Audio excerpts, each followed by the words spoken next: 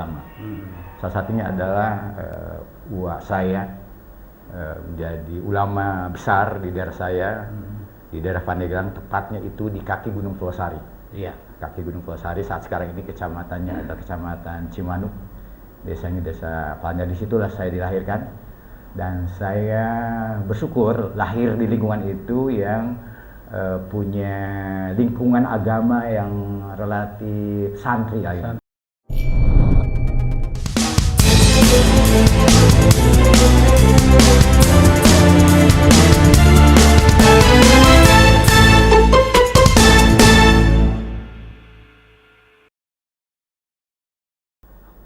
Baik, bismillahirrahmanirrahim. Assalamualaikum warahmatullahi wabarakatuh. Assalamualaikum warahmatullahi wabarakatuh. Selamat siang pemirsa Bincang JMSI yang berbahagia. Pada siang ini kita kehadiran tamu sangat-sangat spesial. Beliau adalah Bapak Kiai Haji Insinyur Abdul Hakim MM.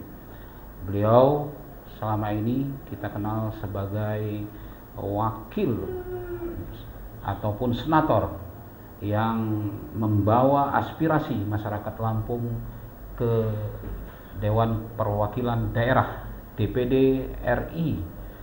Nah, untuk menyimak dan mengetahui sejauh apa yang telah dilakukan oleh beliau selama menjadi senator dari Provinsi Lampung, kita akan mengulas lebih dahulu kilas balik kenapa seorang yang awalnya bercita-cita menjadi sebagai pendidik ataupun guru ngaji, kemudian memilih terjun ke politik praktis. Selamat siang Pak Haji, Assalamualaikum warahmatullahi wabarakatuh. Selamat siang, Waalaikumsalam warahmatullahi wabarakatuh. Iya pun, insya Allah Pak Haji akan selalu sehat terus. Amin, insya Allah. Saya lihat juga begitu fresh pada hari ini, padahal baru melakukan perjalanan dari Kabupaten Pringsewu ini. Betul. Langsung mampir ke Sekretariat JMSI untuk menghadiri bincang JMSI yang ditunggu-tunggu oleh pemirsa kita ini. Pak Haji, boleh kita menuturkan sedikit kilas balik. Pak Haji ini kan ingin meniru nih, ya kan, apa yang dilakukan oleh orang tua Pak Haji, oleh Yai di tempat Pak Haji ketika tinggal di Pandeglang. Ingin sekali bercita-cita menjadi seorang pendidik, seorang guru ngaji, yang bisa menyebarkan hal-hal yang baik kepada masyarakat. Nah, bagaimana kemudian setelah kita melakukan menempuh perjalanan, kemudian di saat lulus SMA Pak Haji justru memilih Fakultas Pertanian untuk menempuh pendidikannya. Nah, kan begitu kan? Menarik. Iya. Silakan Pak Haji. Terima kasih. Bersyukur, alhamdulillah. Alhamdulillah.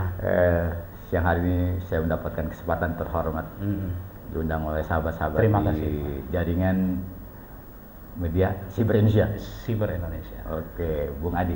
Nizwar. Terima kasih atas kesempatan terhormatnya nih untuk bisa berbincang-bincang. Siap.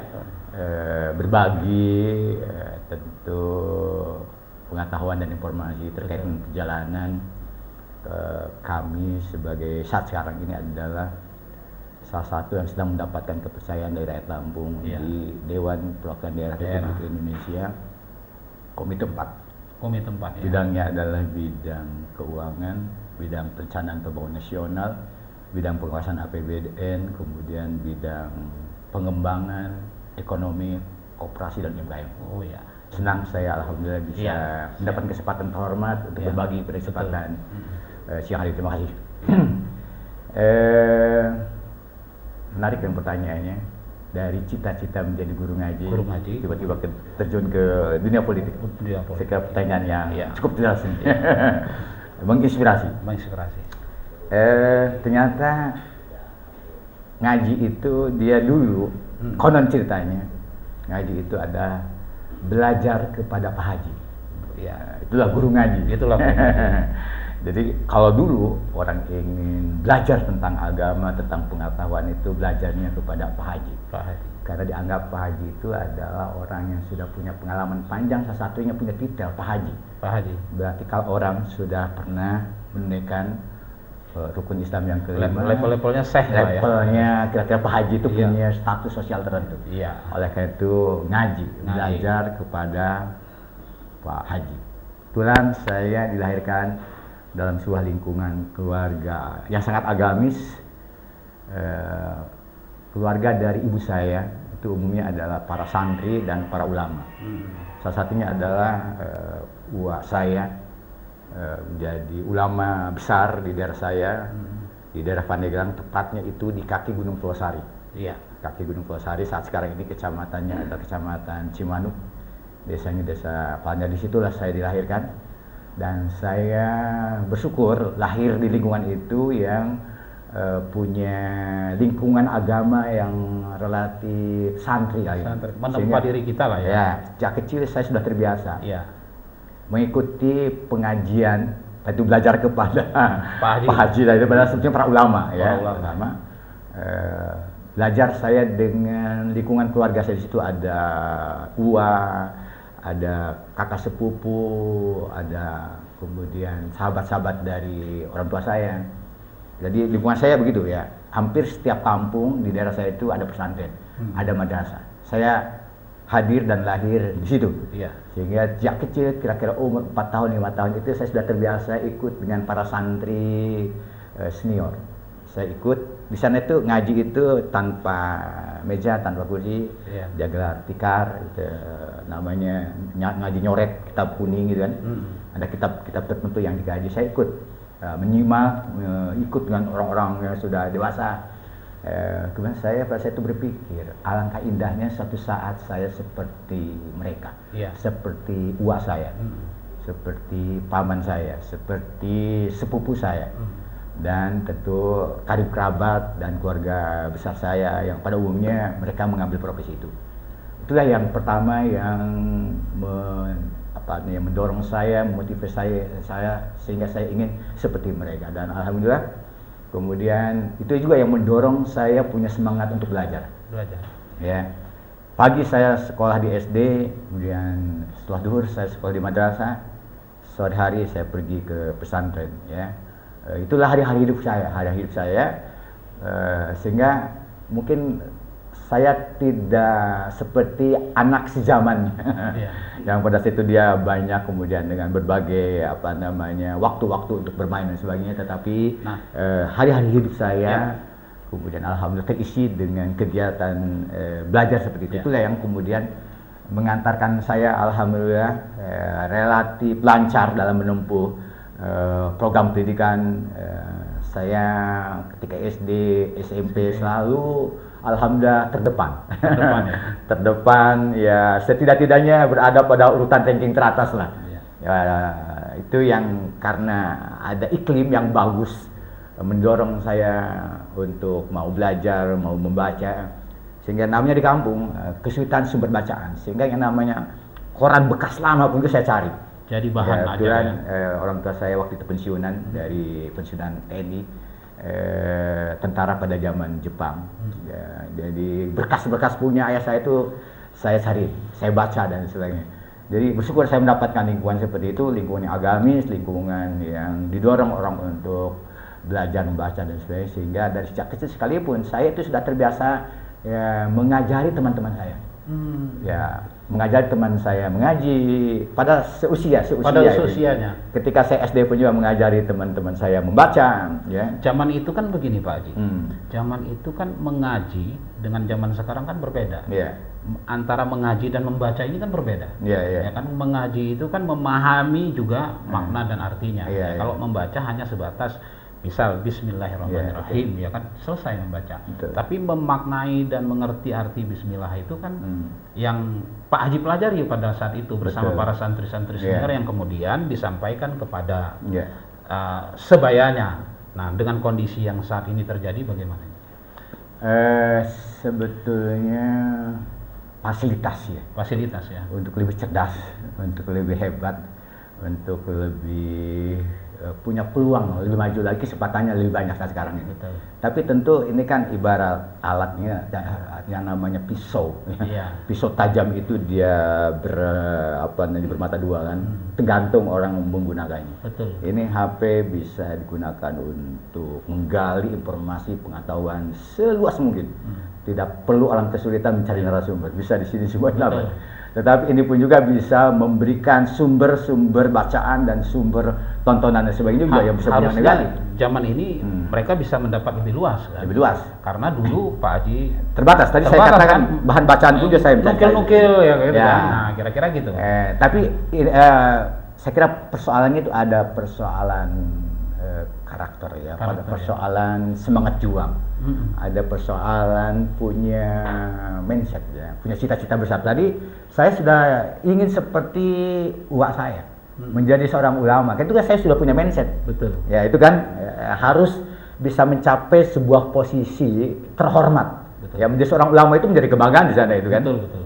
Itu ya, sehingga ketika sebetulnya saya lulus SD sekalipun, maunya saya ke pesantren, ke Gontor gitu, model seperti kayak gitu kan, tetapi jalannya belum ketemu karena ayah saya itu punya sahabat, yaitu seorang kolonel pensiunan. Kebetulan saya punya prestasi gitu, jadi teman ayah saya ini memberikan saran kepada ayah saya, sebaiknya rekomendasinya nggak usah pesantren, gitu. ke SMP saja. SMP. Ini anak berbakat, kira-kira begitu lah. Begitu ya. Ya tentu ya restu orang tua sehingga saya diantarkan untuk daftar ke SMP Negeri 1 Pandeglang dan bisa diterima. Pada saat itu favorit ya? Favorit. Untuk bisa masuk di SMP Negeri 1 itu luar biasa lah persaingannya cukup berat ya, dari kampung ya. Dengan latar belakang tadi serba terbatas sumber bacanya sebenarnya. Alhamdulillah saya bisa meneruskan ke SMP Negeri 1, kemudian selanjutnya ke SMA Negeri 1. Ya.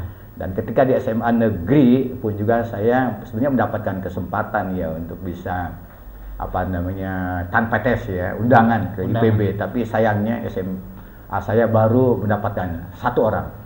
Ya, kami ada beberapa orang gitu yang diusulkan untuk bisa mendapatkan undangan, sehingga teman saya yang mendapat, kemudian saya, sehingga saya harus ikut perintis 2, kemudian perintis 3 dan perintis 4. Dan saya diterima di perintis 3 dan 4, perintis 3 di sini. Unila Pertanian, perintis 4-nya saya di IKIP Jakarta waktu itu ngambil. Dua-duanya diambil? Dua-duanya saya ambil, dua-duanya ambil, hanya tidak mungkin secara teknis. Waktu itu kan juga sulit. Penerbangan pun jarang terlalu jauh. Dan kalau menggunakan kapal kan harus kepanjang. Betul.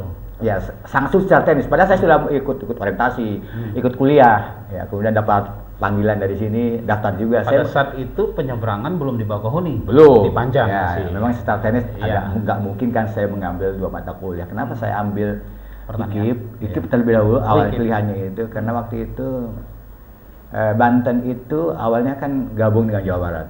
Dia senantiasa tidak pernah mendapatkan guru pada profesinya. Kami guru fisikanya itu diajar oleh guru biologi. Bayangkan saja kan. Waktu itu saya bertekad suatu saat saya harus jadi guru.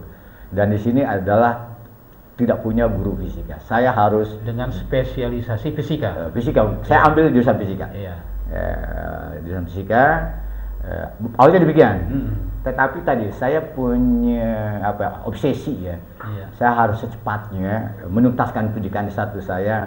Jika mungkin saya ingin S2 dan seterusnya, itu obsesi saya, sehingga saya hitung. Ya, saya pikir kalau saya ambil pertanian, walaupun sebetulnya itu pilihan yang diterima, tetapi bukan pilihan utama saya sebetulnya. Awalnya sebetulnya saya ingin tadi kalau nggak fisika, saya ingin dulunya mau kedokteran, ya kedokteran ataupun farmasi dan sebagainya. Jadi ke pertanian itu setelah saya lihat di sini yang tersedia untuk jurusan IPA-nya kan ada pertanian, kemudian ada teknik. Sehingga waktu udah kalau gitu saya ambil yang kira-kira punya peluang besar saya untuk terima. Sudah saya ikuti saja dengan harapan saya bisa lebih cepat menyelesaikan S1. Saya sudah harus nanti ingin S2 dan seterusnya. Sehingga saya putuskan dengan perhitungan itu saya ambil di sini. Itu yang kemudian mengantarkan saya menjadi aktivis di kampus yang mempelopori salah satunya adalah kegiatan-kegiatan bimbingan keagamaan ya, BBQ, asistensi agama ya, yang aktif di Al-Wasi'i dong Pak? Iya itu, saya kira merintis itu awalnya kan gitu, awalnya kan Berbarengan dengan itu tahun 80-an adalah tahun semacam kebangkitan ya, anak-anak muda bergairah berorganisasi ya. Kemudian untuk mempelajari agamanya misalnya yaitu dipelopori oleh Bang Iman di Salman ya, demikian juga masjid-masjid kampus Semarak dan sebagainya, dan kami biasanya reguler itu mengirimkan teman-teman dari sini, dari aktivis masjid itu ikut di kegiatan di Salman, di ITB, kemudian di Al-Ghifari, di IPB, kemudian di UI, di masjid-masjid kampus yang lainnya, sehingga kemudian kami ingin bagaimana mengembangkan di Lampung. Waktu itu sebagian besarnya teman-teman yang pernah terdidik dalam kegiatan keagamaan dan keagamaan Islam itu di beberapa SMA di Jakarta dan London. Kami ketemu di sini, akhirnya membentuk kelompok kajian. Itu nama kelompok kajian itu Islamic Science Study Club. Sehingga seringkali saya ditanya, ini di Fakultas Pertanian ini jurusannya tafsir, hadis ataupun apa gitu. Kenapa? Referensi saya, perpustakaan saya itu adalah buku-buku agama. Di pertanian lulus tahun 87. 87 ya. Iya. 87 kemudian setelah lulus saya mengikuti program pesantren Pascasarjana di Pondok Pesantren Ulil Albab Bogor yang diasuh oleh Profesor Didin Hafidudin. Ya, sebagian besar para santrinya adalah alumni IPB. Saya angkatan pertama. Berbarengan saya sedang menyelesaikan program itu. Kemudian kerjasama yayasan yang kami dirikan bersama dosen-dosen di Fakultas Keguruan Pendidikan almarhum Pak Abdul Hadi, Pak Diono, Pak Yusranil Amin, kemudian dapat sumbangan untuk komplek pondok pesantren dari salah seorang muslimin dari Saudi. Saya dipanggil untuk pulang untuk segera mengawali proses pembangunannya. Di tahun mulai mendirikan yayasan 87, 88, 89 mulai dibangun, kemudian 1190 mulai kegiatan pondok pesantren mahasiswa dan semua yang saya ditunjuk sebagai direktur yang awal, pimpinan kiainya lah. Gitu. Langsung terlibat aktif mengajar. Dan ya, saya mengajar, bahkan saya menjadi juga dosen di Unila untuk mata kuliah agama Islam. Saya juga dosen di Universitas Muhammadiyah, kemudian ngajar di beberapa SMA Muhammadiyah, SMA Kartini, SMA Plus, dan beberapa SMA yang kemudian di Bandar Lampung, sambil juga dalam waktu yang bersamaan saya menjadi pimpinan Pondok Pesantren Darul Hikmah. Iya. Baik pemirsa Bincang JMSI, sangat menarik. Punya cita-cita dari kecil ingin menjadi pengajar, guru mengaji, walaupun kemudian dalam menempuh pendidikan di perguruan tinggi sempat mengambil ilmu pertanian.